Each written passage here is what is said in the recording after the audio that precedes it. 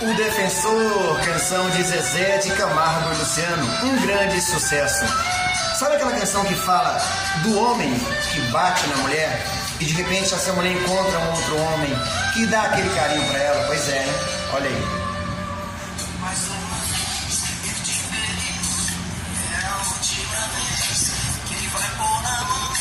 Essa canção fez um grande sucesso porque é uma canção que retrata a realidade de muitas mulheres que sofrem em casa com alguns homens agressivos, alguns relacionamentos abusivos e coisas dessa natureza que faz um pouco da beleza da mulher ficar perdida por ali, sabe?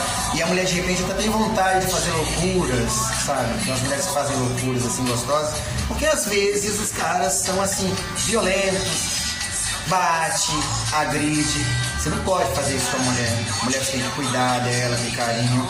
E esse grande sucesso do Zezé de Camargo e Luciano, O Defensor, é uma canção que veio falando por dentro da mulher, assim, sabe? Aquela mulher sofrida, que trabalha pra caramba. Gente, tem mulher que rala muito, sabe? Trabalha, que chega em casa, o marido não dá valor. Então, toma cuidado, observa isso. E a canção Defensor é uma canção que dá esse grito de alerta da mulher que sofreu bastante e tá aí escutando essa canção e fica encantada com ela. Aqui dos céus e altos, dos altos de Teixeira de Freitas, olha que maravilha. Um lugar pra fazer loucuras, né? Ó. Lindo, né, gente? É a Bahia. Vocês sabiam que eu sou baiano? Eu nasci em Salvador. Só que eu perdi meu sotaque em algum lugar que eu não lembro. Mas eu vou achar ainda. Um abraço a todos e estamos conectados por aqui.